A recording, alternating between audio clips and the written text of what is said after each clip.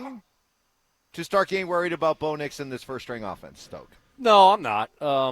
Because there was some good stuff out there. 7-on-7 was really good, and some nice throws, some nice catches. But that's set up for the offense. I mean, it should look good.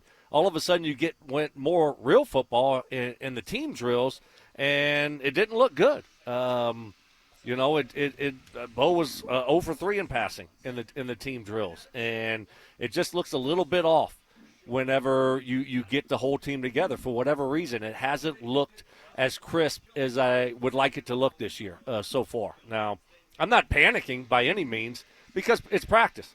In practice, you're working on different things, and you can't, a big part of Bo's game is his legs, is his athletic ability, extending drives, and I don't know what this running game's looking like during practice. But as far as the passing game goes, I just thought it would be look a little bit cleaner this year than it's looked.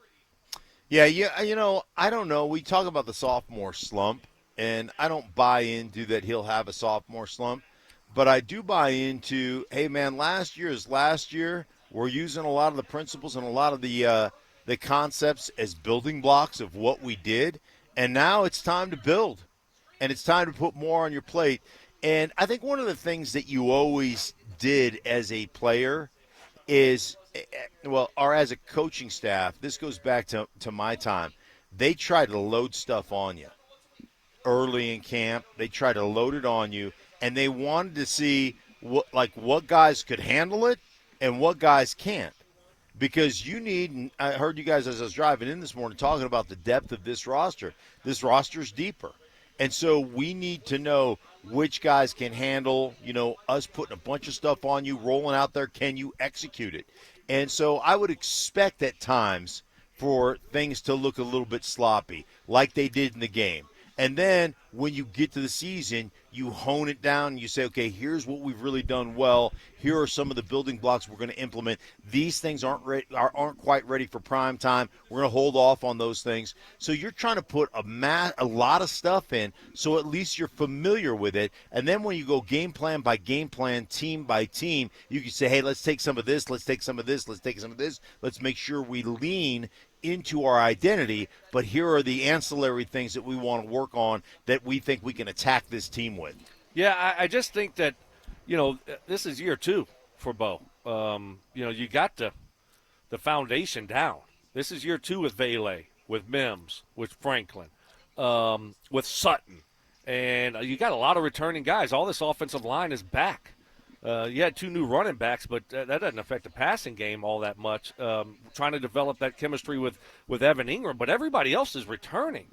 And so that's the issue here for me right now. Again, I'm not overly concerned. I'm not panicked about it at all, but it's something that I can't ignore anymore. See, I was listening to Sean yesterday. I got the sense I was listening to a coach who is coaching to the preseason rather than coaching to what you want it to look like to start the season. He made a point of saying, we're only about halfway through our whole preseason. And when he's describing yesterday's practice as a ramp-up practice, we're going over the things that we saw last week in San Francisco, and then we'll turn our focus to Arizona. It sounds like a guy who's just coaching in the here and now. Sure. And it's not so much about how I'm going to coach this team when it's actually ready to go play a game. There is a difference. Right. You're still in your install period. So you're still installing things that you want to run during the season.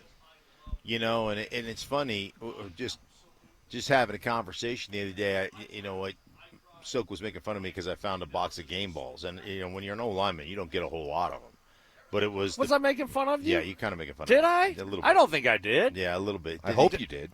This sounds like a show I wasn't here for, so I hope you. That was probably the week you were. I hope you were making fun. That week you were off, or that you went to Syracuse, or is the week you went to Cabo, or is the week that you went to. We don't need to be bringing out all the receipts. I just want to know that you were making fun of them. Like when you're an old lineman, probably. Good for you. Thank you. Good. Stoke opens up every closet in his room and 8 game balls fall. Oh, another game ball. Oh, you know, because he has.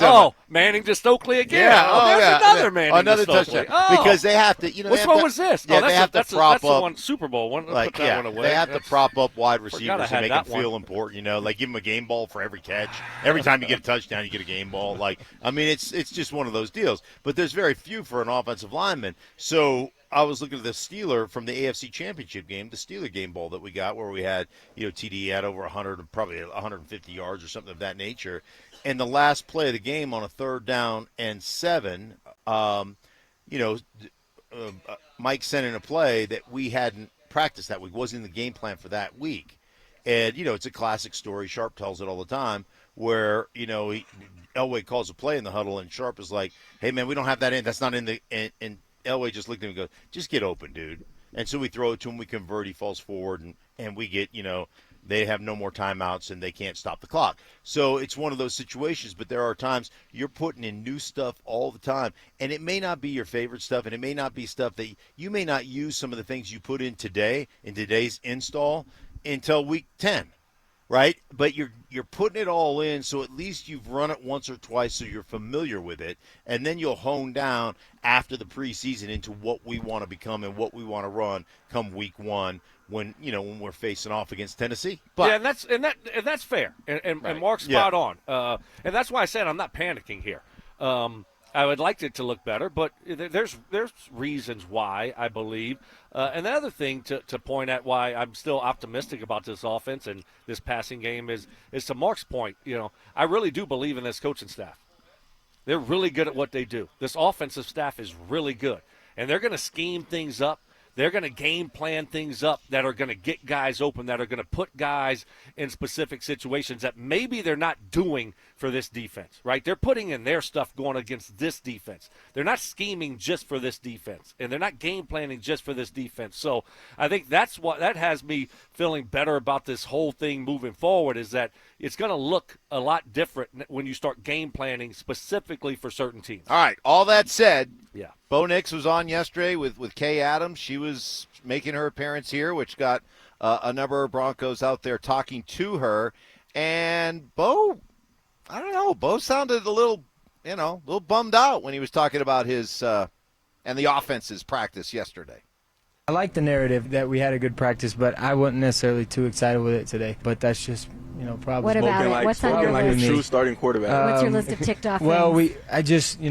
I felt like starting from me, the energy could have been better today. But, I just got to do my job better. And, until it's perfect, it's not done well enough. Fair enough. We're excited just to be able to learn and grow together. We got a good football team, but we don't want to just be talk. We're going to hear that enough. We want to go out there and actually be a good football team. So it doesn't happen by accident.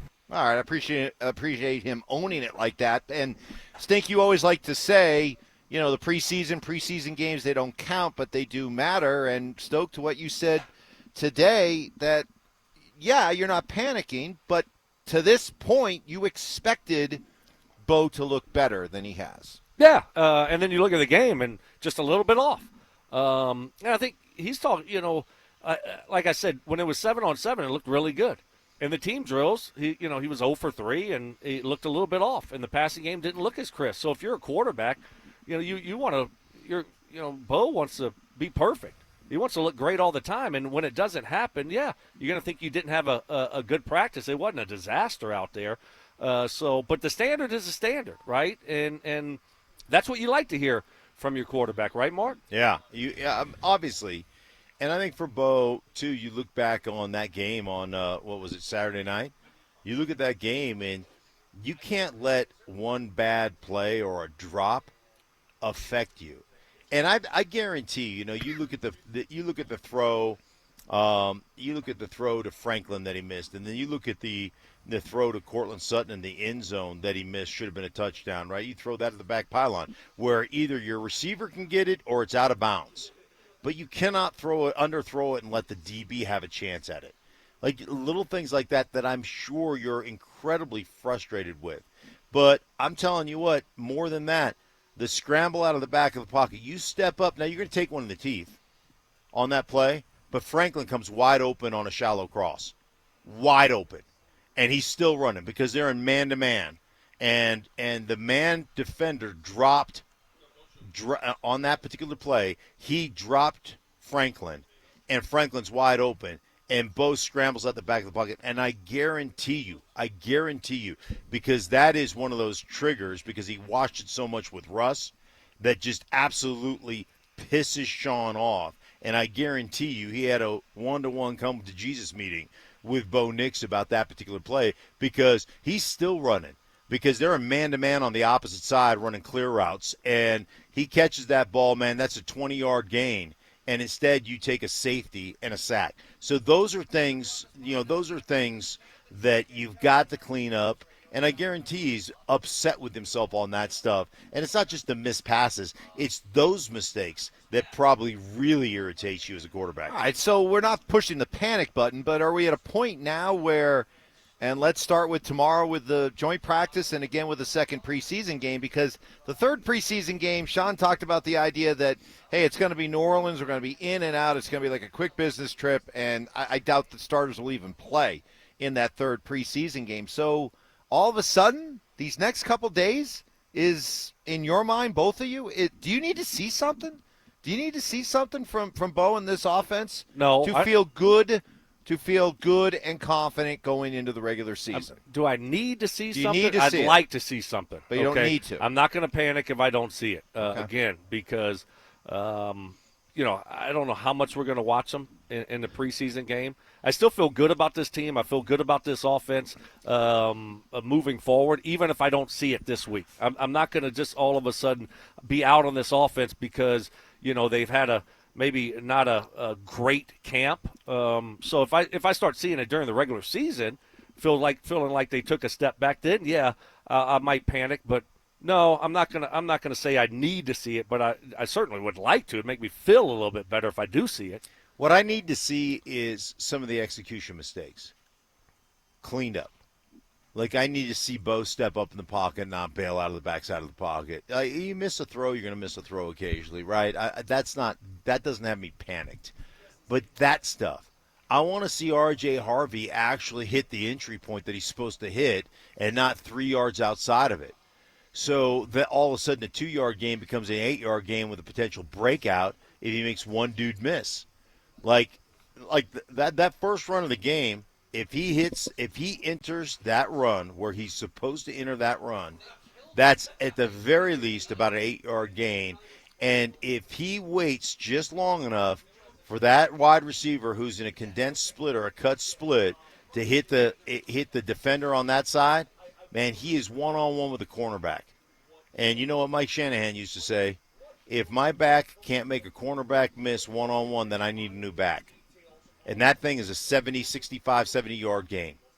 And I am telling you, it was there. So, where everybody else is all a panic, I get excited looking at that film going, dude, if you just trust what we're coaching you, if you just trust it, can you see the yardage that you left on the table? And he had a break, one 9-yard breakout run that was, again, a busted play. So I need to see that cleaned up. This is not so much about Bo. This is about the offense. I need to see that cleaned up. All right. It is time to send the kids back to school, get you ready for